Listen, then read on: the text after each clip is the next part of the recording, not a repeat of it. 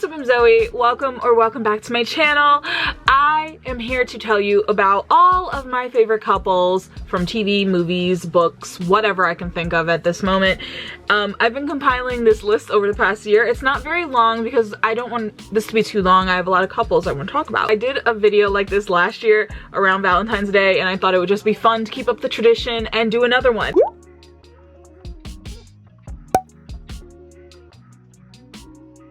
So this time around, I tried to organize this a little bit more. We're going to first talk about some friendships that I love and maybe ship just a little bit, but like friendship. Shuri and Riri. Now, I love Black Panther Wakanda Forever. By the time this is up, it's definitely on Disney Plus, so if you have not rewatched Black Panther Wakanda Forever, definitely go and watch it because it's so fucking good. I just think they have a lot of potential to be a very cute friendship. I can't wait to see them in more projects together. I ship it, but like also friendship ship also. Another friendship that I really loved being introduced to in the past year was Wednesday and Enid from the Wednesday series. I loved the growth in this relationship, and I think that it's the only relationship that Wednesday had been introduced from the school that was properly developed. There was so much growth in her and Enid and how they interacted with each other, and Wednesday actually started to care about someone genuinely that was not related to her. The boys were whatever, you know, but those two, shining stars. The last friendship I think I want to mention here is Rue and Lexi from Euphoria. I just think that Rue and Lexi have such a beautiful friendship, even though I feel like it's not highlighted as much as like Maddie and Cassie and Kat was capitalized. It's more one of those kind of in the background friendships, but Lexi was there for everything. And even though Rue probably was not the greatest friend to Lexi throughout all of it, they still somehow always gravitated towards each other. Even in the end, and the fact that Rue was the one who got to read Lexi's play, and that Lexi's play so heavily revolved around Rue. Hopefully in season 3 they will develop that friendship again, and maybe Rue can really be there for Lexi in ways that she wasn't in the past. Now, there are so many K-dramas that I have watched in my lifetime. I feel like especially when I first got into K-dramas, I watched so many, and there are so many pairings that I've probably forgotten about at this point. Youngjoon and Miso from What's Wrong with Secretary Kim, Park Seo-joon, and I love him, and Park Min-young was in this, and that's my girl. I love her. I think I have seen majority of her dramas and movies. There's this one scene of them where it's like the behind the scenes of seeing them in one of the scenes where they like kind of get it on, and oh my gosh, it's so iconic. It's just the standard.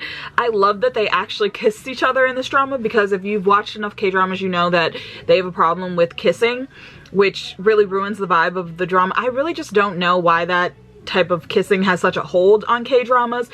It's just not, it doesn't translate well in my opinion. Anyway, that's not the problem here. I love this pairing. I have no idea even what this drama was about. I feel like the vibes totally changed after the first few episodes for this drama, and it kind of shifted to something else, and I can't even remember what the plot was, but the pairing was iconic. Jung-hoo and Young-shin from Healer. Now, Healer is a very iconic drama. If you have not watched Healer, I feel like you need to add it to your list and put it at the top, because it is about a spy kind of vigilante type. Park Min-young is in this, and I absolutely love this drama. I watched it week to week, which was torture, but the pairing, iconic. Some real chemistry was going on right there, and I rewatched it 2 or 3 times. I haven't rewatched it in a really long time, so I still can't remember exactly what happened in this, but trust me, add it to your list. It's hot. It's great. Now, these are a lot of pairings that are influenced by Phase 4 because it's the most recent one. I keep mentioning this, but I definitely do need to do like a tier ranking of some kind of the Marvel ships, because there are some very interesting ones, but I can never remember all of them. Anyway, we have to start off with Jennifer and Matt. When I watched She-Hulk episode 8, at least 8 times before the finale came out, they did more for chemistry in that one episode than the MCU I think has done as a whole its existence because they properly depicted what the female gaze wants to see, and also just proper chemistry between two leads, and got so many people to root for a couple that I don't really think was originally supposed to be like any type of long-term anything. I mean, even if it's just for a little while, I just want to enjoy them a little bit more because I just love the chemistry, the thought of two lawyers. Sure, they're on different coasts, but like I just love it. They're both superheroes. They know about each other's secrets. He even met her family. Like, iconic. Who would have thought that Matt Murdock would be doing that? Going to Sunday brunch? I never would have thought. Next, of course, we have T'Challa and Nakia. So I was reminded of how iconically beautiful they were as a couple after watching Wakanda Forever, and if only they just had more time. They still have their love living on. Spoiler, their son T'Challa, there will always be that memory of it, and I think that's very beautiful. Continuing with the Black Panther ships, I love the idea of Okoye and Atuma. Listen, there was something there, and we really need to unpack that. Like, I know we were distracted by other pairings in this movie, but like Okoye and Atuma, kind of controversial one. I'm sure you can already imagine what I'm about to say. Shuri and Namor, like that is the most accurate depiction of enemies to lovers potential that I have ever seen in recent media, because that's a proper enemy. I really love Peter and Michelle. I think they are so adorable. I do admit that I feel like we haven't seen enough of this pairing to see proper development of them as a couple, especially when you consider that in Homecoming they were pretty much just like classmates. They weren't exactly best friends or anything like that, which I feel like it would have been really cute if they had already been like a friendship trio and Michelle was like already like integrated with Ned and Peter, but like unfortunately they didn't go that route. And then we get to Far From Home, which is like a year after the blip, I'm pretty sure. We miss all of the development. And then No Way Home starts literally where Far From Home ends. So yeah, and then that covers like what, 3-4 months I believe, and so it's not exactly the most I want to see from a pairing. I feel like we could see more, but like it could be worse. If I could be a master of everything behind the scenes and like get people to do projects, it would be to get a Disney Plus special showing that year of school before Far From Home takes place. I want to know how Peter and Michelle got close to that level, and I want to know the moment that Peter started looking at Michelle differently. I want to know what kind of happened with them in between like the start of No Way Home and then the I love you at the end, because I just want to know. Like, I want to see some of their, like, what were their dates like? Like, were they going on dates during this?